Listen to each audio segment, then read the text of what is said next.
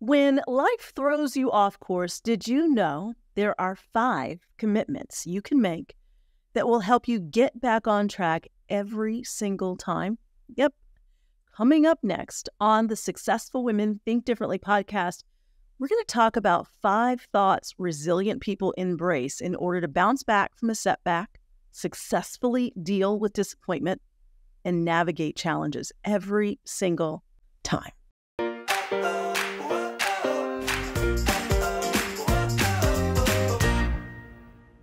Sometimes life just sideswipes you into a ditch. I don't know if you've been there. I'm guessing you probably have. I've definitely been there. Life just doesn't always go the way we planned it. Sometimes it's, you didn't get the client, you didn't get that promotion. Maybe you lost a job or your spouse did. The relationship ends. You take a financial hit.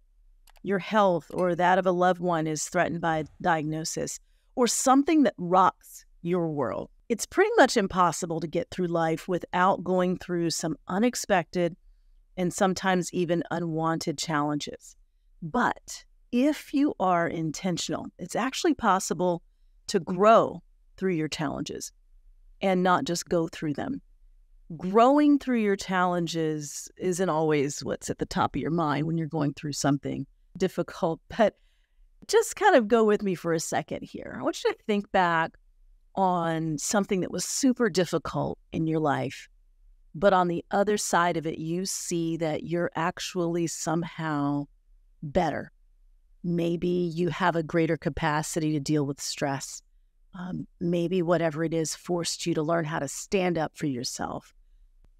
Perhaps that ending, that relationship that ended, turned out to be the best new beginning you could have asked for.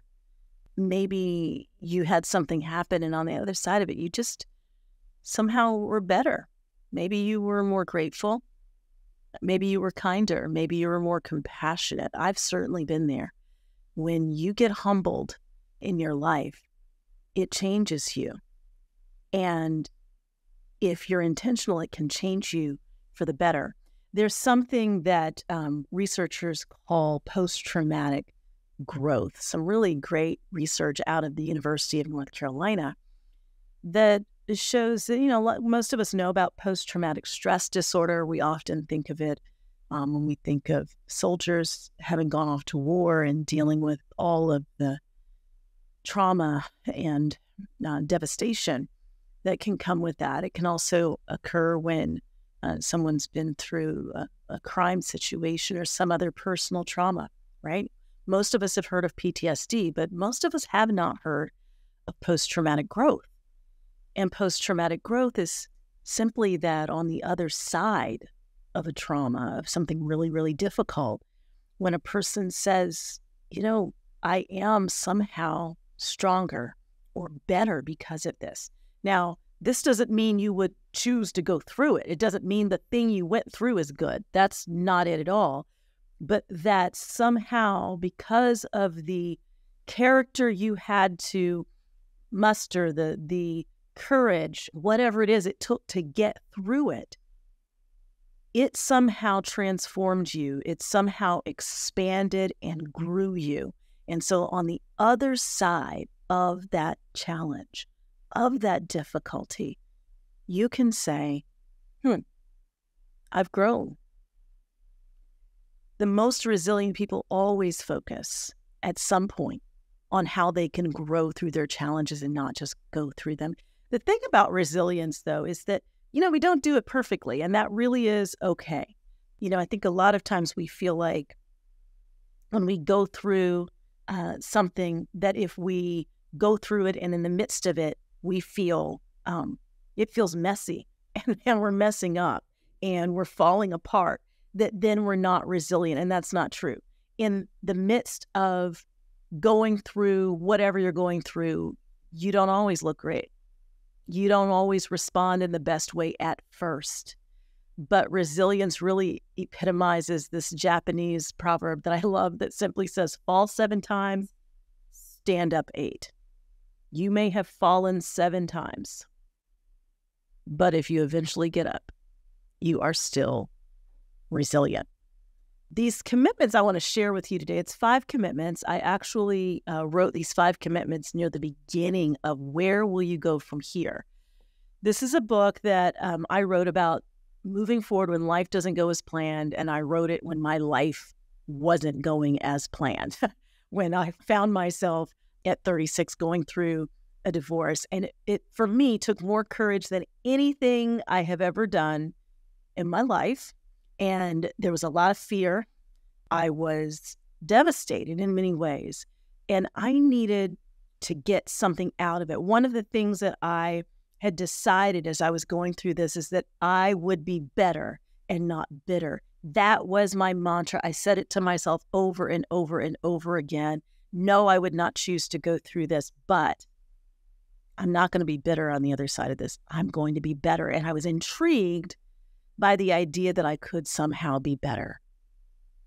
And so as I embarked on this journey in writing the book, I started interviewing people who had also found their lives not going as planned, people who felt like their lives had been sideswiped into a ditch. And so what that did for me more than anything, and it was kind of a surprise, is it put my situation into perspective. Like, it felt huge to me, and I'm not saying that it wasn't. But as I was talking and interviewing these amazingly resilient people who had gone through things that were a lot harder. Some had gone through what I was going through, but had other things happening at the same time. Some had lost a spouse or a child. Some had overcome cancer. Found themselves paralyzed at a young age, faced bankruptcy, divorce, and hospitalization simultaneously. I was going through something that felt monumental for me, but the perspective shift that I gained by listening to the stories of others was exactly what I needed to pull me through. And I'm wondering for you, what are you pushing through right now?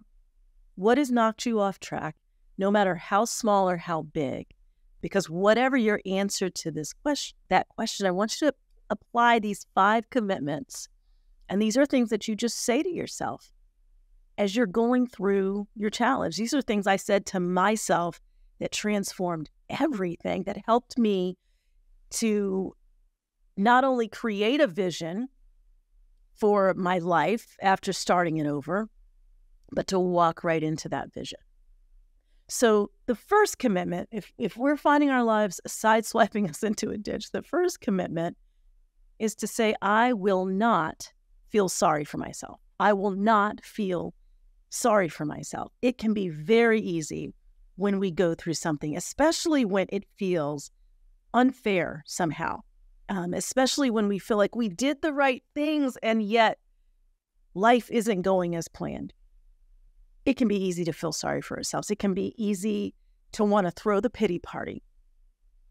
But at some point, you have to decide that's not going to be your story. When you suffer a setback, few things are more debilitating than feeling sorry for yourself, than having this whole attitude that is woe is me, because it gets you stuck. And so just looking around you, just finding those examples of people who have been resilient in the face of whatever their challenges were, others that who have perhaps gone through what you've gone through, can put things into perspective for you and keep you from falling into the trap of feeling sorry for yourself. Because what happens when we feel sorry for ourselves is we become the victim. We often make excuses then for not doing better, for not growing, for not finding a plan B. And so when you say, I will not feel sorry for myself, it's empowering. And it also turns your entire focus towards what you can do, what is within your control. There are some things that aren't within your control, but there are some things that are within your control. Your attitude, choosing to reach out, choosing to ask for help, choosing to look forward as opposed to looking backwards. So facing forward and saying, what is my vision moving forward? Or If you're not ready for the vision, it can be a matter of saying, I'm still going to have one when I get there, when I get through this period of rest, healing, mourning, whatever it is that I need. I am choosing to have a vision for moving forward, because if I'm still here, there's a reason I'm here. There's something more for me to do. What is it? So, commitment number 1, I will not feel sorry for myself.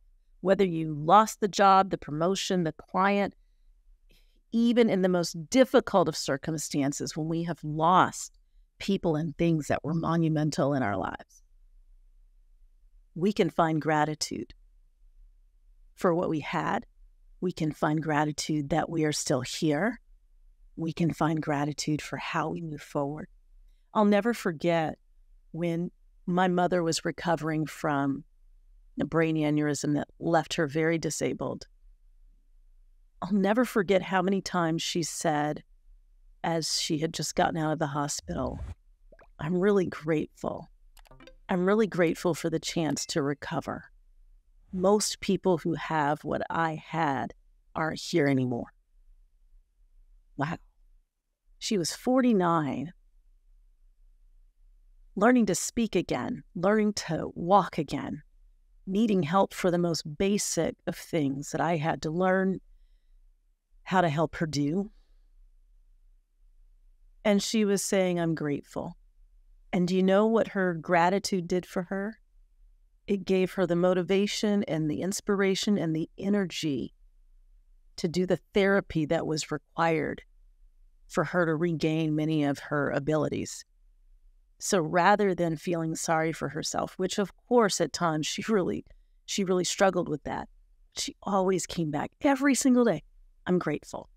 So commitment number 1, I will not feel sorry for myself. Commitment number 2, I will not stare at the closed door.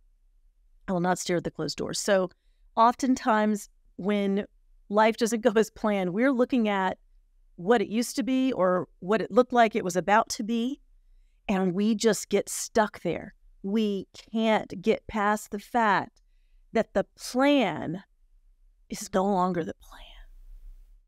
And that's hard.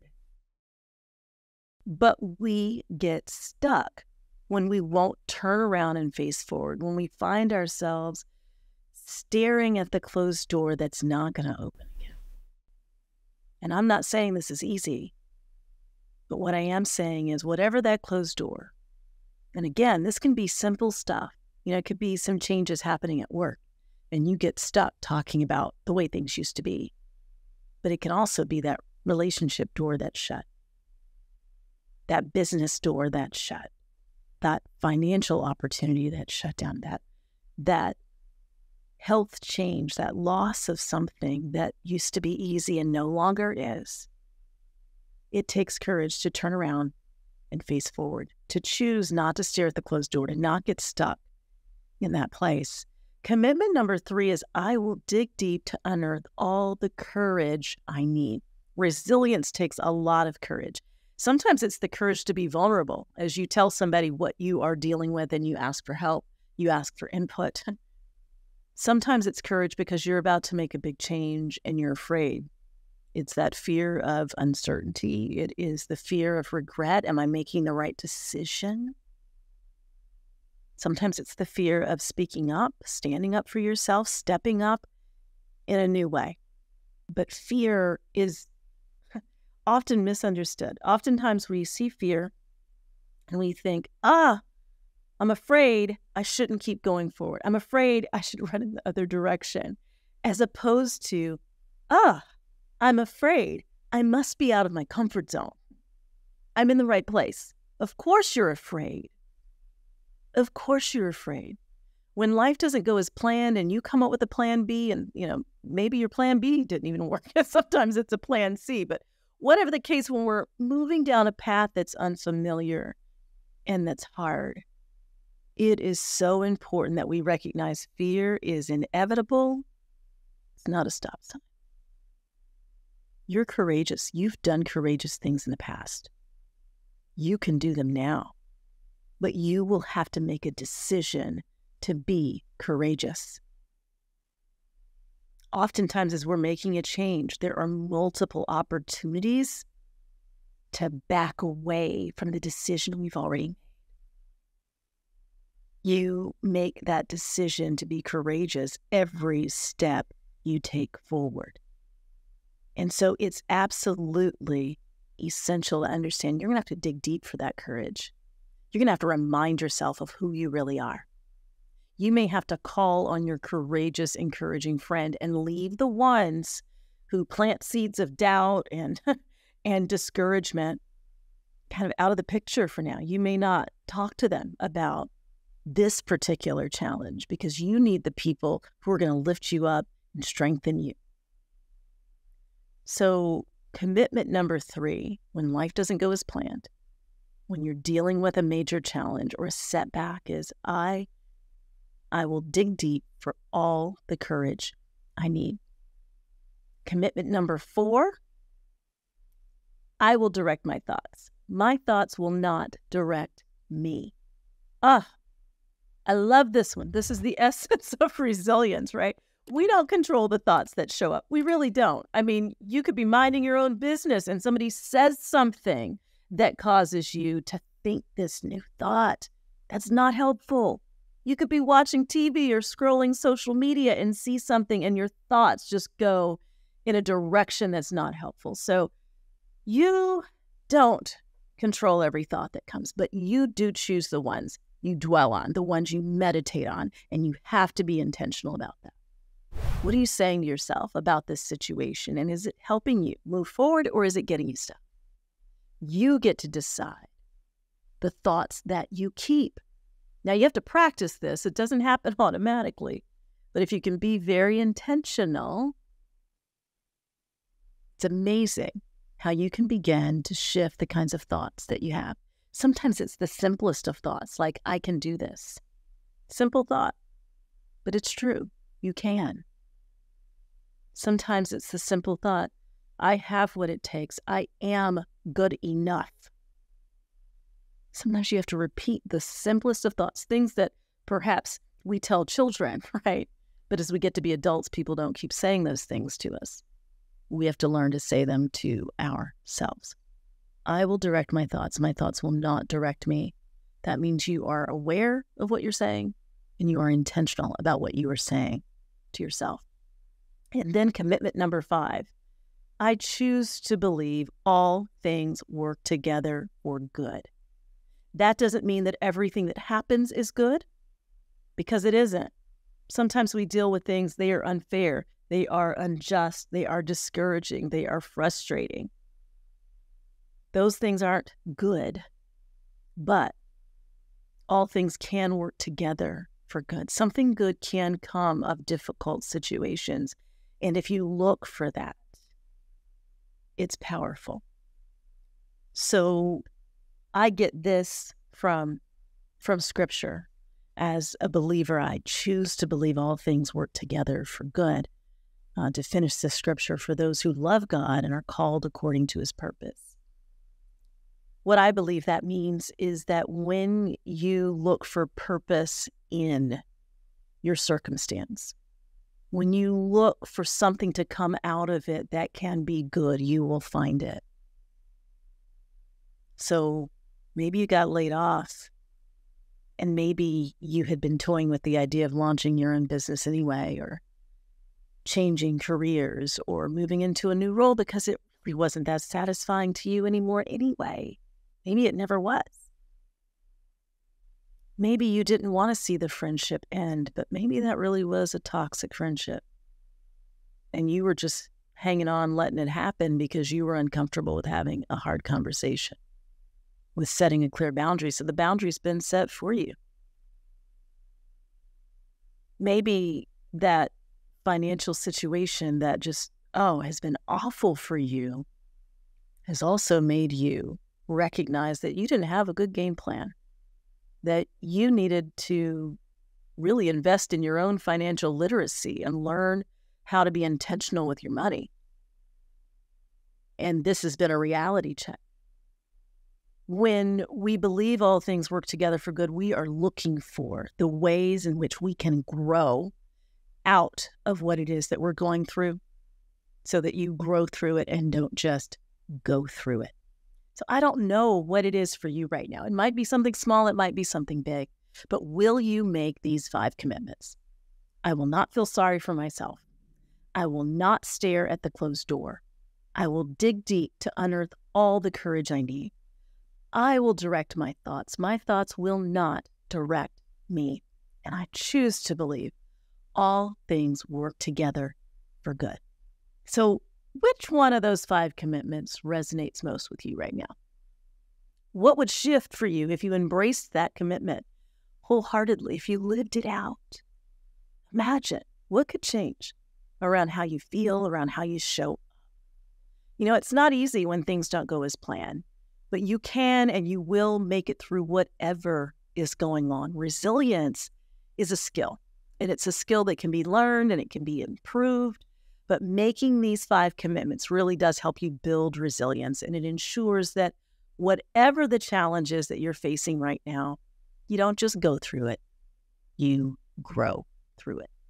I'd love to hear which of the commitments resonates most with you. So write a review of the podcast, share your thoughts. If there's a topic you'd like for me to address here on the podcast, please tell me when you write the review. I read every single one. And if you want to find the show notes with these 5 commitments, with even a little download that you can sign off on these commitments and keep them somewhere that you're going to see it often and remember it. If you want to check out previous episodes or links to the Successful Women's Academy, just go to valerieburton.com/podcast. You'll find all of that there. Thanks so much for joining me for this episode of the Successful Women Think Differently podcast. I'll talk to you soon.